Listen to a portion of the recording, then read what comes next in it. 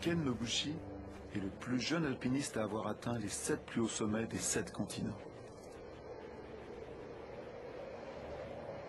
En gravissant l'Everest, il découvre les innombrables déchets qui polluent le toit du monde. Des tentes, des kilomètres de cordage ou des bonbonnes de gaz incrustées dans la glace. Les restes abandonnés par plusieurs centaines d'alpinistes chaque année.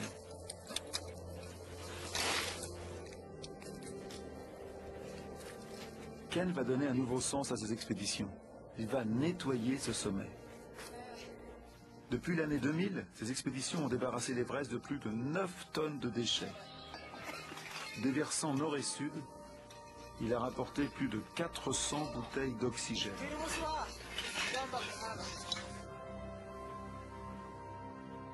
Au Japon, le mont Fuji, lui aussi, s'est transformé au fil des années en une véritable décharge sauvage.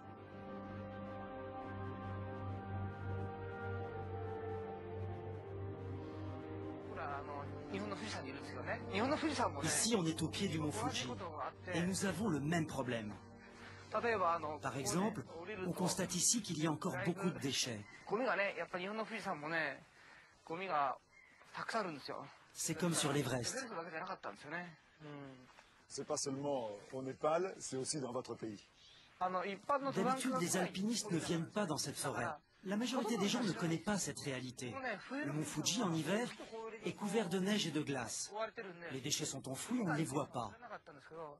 Mais un jour, les alpinistes européens m'ont dit que le mont Fuji était la montagne la plus polluée du monde. J'ai vraiment été choqué par ces mots. Alors je me suis rendu ici un été, j'ai réalisé l'ampleur des dégâts et j'ai voulu commencer à nettoyer le site. Est-ce que le public japonais vous a suivi dans cette démarche? Moi, je pensais qu'en lançant une campagne de nettoyage du mont Fuji, j'allais être soutenu par tout le monde. Mais les commerçants des environs ont pris peur. Ils craignaient que cette action ne fasse fuir les touristes. J'ai vraiment été surpris par tous ces mouvements d'opposition. Quand on a commencé ces actions de nettoyage, la première année, nous n'étions que 100. Après 2 ans, nous étions 600. Puis 3 ans après, 1500.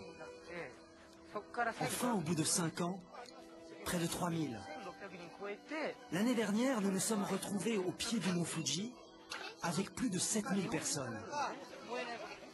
Et les gens venaient de tout le Japon. Quand un mouvement prend une telle ampleur, avec autant de personnes qui viennent de si loin, alors tout scepticisme disparaît.